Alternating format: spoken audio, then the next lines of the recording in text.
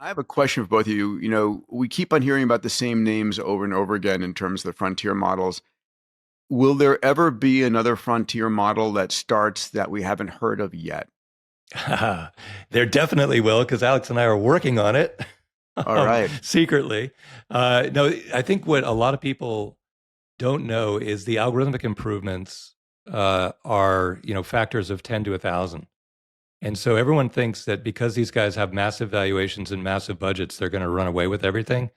And in the short term, that's true. But in the long term, if you do come across 100 or 1,000x performance improvement, if you have the willpower to turn it into another foundation model company, then it can succeed. But then the big wild card is quantum computing. There, Sure, of there you're course. looking at just a huge step function opportunity. So I would say more likely than not, there'll be one or two more that get in the race. Alex, what are your thoughts on Yeah, yeah. so for Anthropic specifically, I mean, I have a number of friends and former classmates on the founding team, and very excited for their success. I think the valuation of Anthropic is perhaps reflective of software engineering being automated.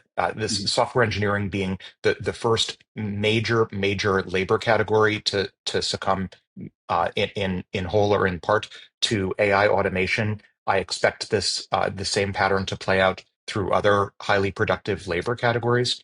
But I think it also points the way to eval driven revolutions. I made the point in an essay a number of years ago that the key to overcoming grand challenges in AI is having evaluations, benchmarks Mhm. combined with data sets. And the stated institutional focus at Anthropic right now is focused on software engineering almost Yeah. entirely.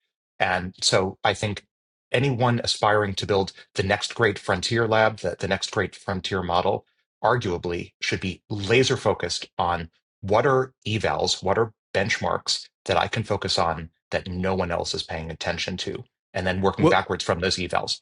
totally right. And if you look at the leaders of the top AI foundation model companies, Dario is the one and only who is a AI research pioneer from day one. Everyone else moved sideways to get into their current role.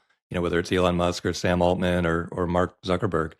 And so he has this much more an innate understanding of the self-improvement process because he doesn't want to dominate coding because coding is like, much better than Mid-Journey and jokes and videos. He wants to win in coding because of the self-improving AI process. And there's some great research that Alex found this week on a scaling law for how self-improvement is going to unfold. I don't think we're going to roll it out today because we're still evaluating whether it's real or not. But he is in the middle of that fray. So if he wins this race, it's because of that intuition he has about winning the code war, then have the coding engine run all night long, every day, self-improving the algorithms Yeah. themselves and get that loop started.